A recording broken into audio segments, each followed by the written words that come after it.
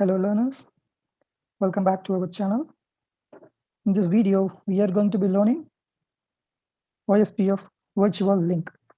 So we are going to create a virtual link between backbone area to a non-backbone area, which is not physically connected to the backbone area.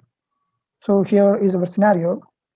The area which is marked in yellow is the backbone area, and the blue area is area 1, and the orange is area 2. So the rule is every area, which means every non-backbone area, must be connected to the backbone area. So here it is not possible for the area 2 to physically connected with area 0. So what we are going to do here is we are going to create a, a virtual link between router 1 to router 3. Okay, so the traffic, which means the traffic flow will be naturally via area 1, but the routing updates will be going via the tunnel, the virtual link. So the route updates will be tunneled, but the traffic will not be tunneled.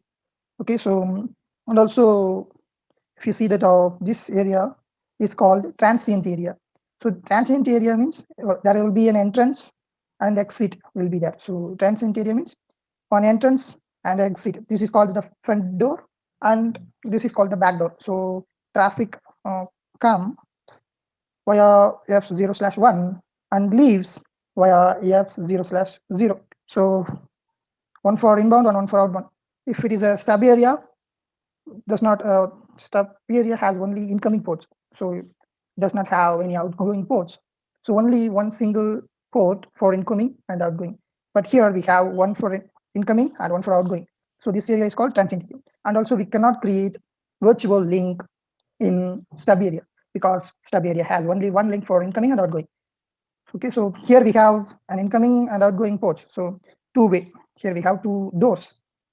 So in the stub area, it has only one door for incoming and outgoing. It's like a house with a single door. In transient area, for example, a house with a double door for front door and back door. So we can enter via the front door. If there is an emergency, we can also exit via the back door. Okay, so that's the concept here. So in order to connect the backbone area with the non-backbone area, which is not physically connected, we are going to create a virtual link. This is the concept.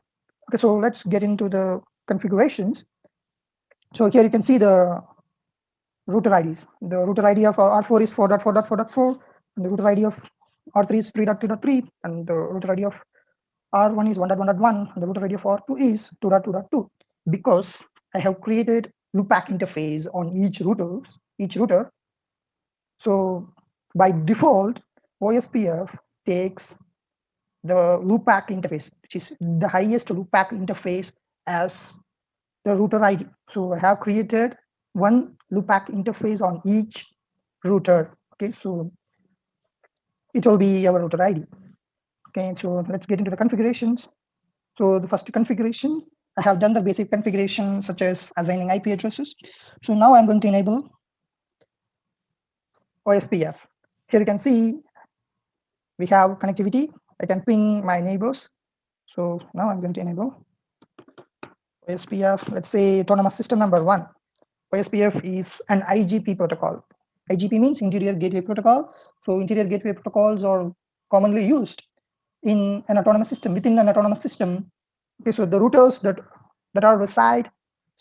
reside in a single autonomous system can communicate using IGP protocol, like repo OSPF, ISIS, and etc. Okay, so now I'm going to configure on R1. So I'm going to advertise 200 network and 100 network. Okay, so network 100.1.1.1 then the wildcard mask 0.0.0.0.0.255, then the area, which is area 1. Then next 200 network, which resides in area 0. Here you can see 200 area 0 and 100 area 1. Okay, next on router 2, I'm going to enable router OSPF 1. Autonomous system should be same in order to form OSPF neighbor relationship. So the subnet ID and autonomous system number and some other informations like hold time, hello time. So these things should be same, should match. So network to, so I'm going to advertise all the information, sorry, all the interfaces on router 2 into OSPF. So the command is 0.0.0, then 255.2, 55.2, 55.2, 55, and area 0. Okay, here you can see OSPF adjacency is formed and neighbor router ID is 1.1.1, which is our router 1. So OSPF neighborship has been formed. Okay, so adjacency has been formed. Adjacency means something like LSR or LSU has been exchanged. LSR is nothing but link state request or link state update packets might have been exchanged. So the adjacency is formed. Next, let's go to R4. So on R4, I'm going to advertise all the interface because our R4 has only one interface. So I'm going to advertise the interface 0.0.0.0 and 255.255.255.0. Incomplete command because the area ID should be given. Here the area ID is 2. Invalid address and mask combination. Yes, it should be 255. Next, go to R3 network. Oh, sorry. Router SPF 1. Sorry, router. That's not a root. Network 100.1.1.1.0. This wildcard mask 240.240.255. The area ID is 1. Then the area ID 2. 50 network. Here you can see OSPF adjacency neighbor with 4.4.4.4, which is router 4, and we have also formed a ship with 1.1.1.1. So let's see, show IP root. Here you can see we are getting OSPF updates. Here we are getting OSPF updates. Here we are receiving routing information. Okay, let's check whether I'm able to ping R2 to R4. Okay, so let's go to R4. Let's see to show IP. R2 is not getting any updates because R4 is not getting any updates because R4 is not connected to the backbone area. Okay, so that's why R4 is not getting any update. So here R1 and R3 are ABRs because they are ABRs, area border routers, because they reside between areas. For example, R3 resides between area 2 and area 1, and R1 resides between area 1 and area 0. So they are ABRs, area border routers. Their job is to distribute routes between areas. For example, the router 1 will distribute the routes from area 0 into area 1 and the area 1 from the routes from area 1 into area 0. Okay, let's go to the Wireshark and see the packet capture. Let's go to the Wireshark. Okay, here still can see some traffic. Okay, I'm filtering OSPF packets alone. Still you can see, okay, let's stop the packet capture. Let's go up here. You can see the hello packet and the destination, which is the multicast.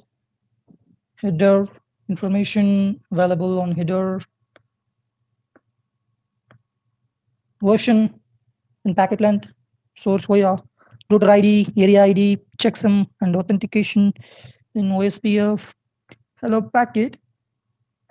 Here you can see network mask, hello interval, dead interval options, router priority. By default, router priority is 1, router dead interval, and designated router, backup designated router. Here you can see, then LSDP, lot of hello packets. So by default, every 10 seconds, OSPF speaking routers exchange hello packets to form neighborship. Designated router is 100.1.1.1 is the designated router, which means the router ID. Let's see the router ID. The router ID is 1.1.1.1. So router 1 is the DR. Okay, so packet capture is enough now. So okay, let's create a virtual link between R1 and R3 because they are ABRs. So we are going to create virtual link between two ABRs. Okay, so between R1 to R3. So let's go to R1. Router OSPF 1. Let's give area. The area ID is the transient area is area 1. So this will be our transient area because this area is going to carry our virtual link. So area 1, and let's see virtual link to router 3. So to router 3, the router ID of router 3 is 3.3.3.3. So we have to give the router ID here, and virtual link configuration on router 1 is completed. Let's go to router 3 and do the same here. Router. So we are going to replicate. We are going to replicate the same thing here. Router ID, virtual link to R1. So R1 is the peer. So the router ID of R1 is 1.1.1. So virtual link has been created. Here we can see an adjacency process neighbor 1.1.1.1 on OSPF virtual link 0 from loading to full. So virtual link is up now. Let's go to R4. Now let's see the routing table. Here we can see we are getting routing updates. Okay, we are getting routing updates from area 0.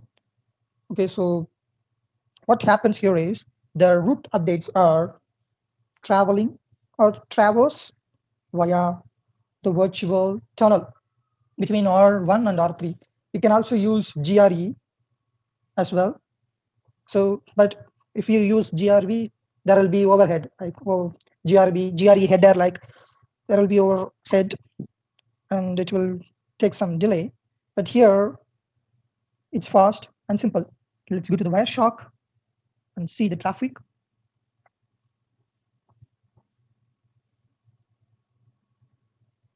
Okay, let me filter it.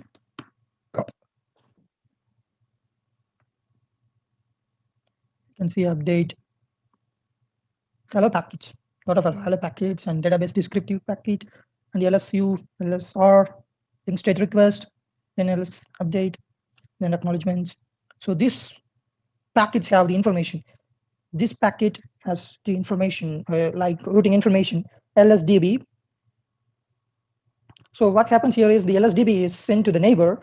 The LSDB contains all the routing information, and the neighbor selects some particular routing information and sends an LSR, link state request, to request some routing information from the neighbor, and the LS update, which is sent from the neighbor, which is since the neighbor sends the requested routing information. So in the LS update packet, the requested routing information will be there, and the link state acknowledgement, which is an acknowledgement to the link state update. So I got the update and thanks.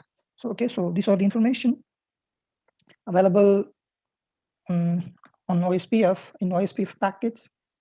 So OSPF is an interesting topic, but I have a few time to talk because it is already exceeded a lot of time. Okay, let's go back to our topology. Now R4 is getting routing updates of area 1, area 0. via virtual link. So this is the functionality of virtual link. If you have any doubt, please drop your questions in the comment section. There I will be answering your questions shortly. And thanks for watching the video. If you like the video, please like and subscribe to the channel. And thank you. See you later in another video. And thanks.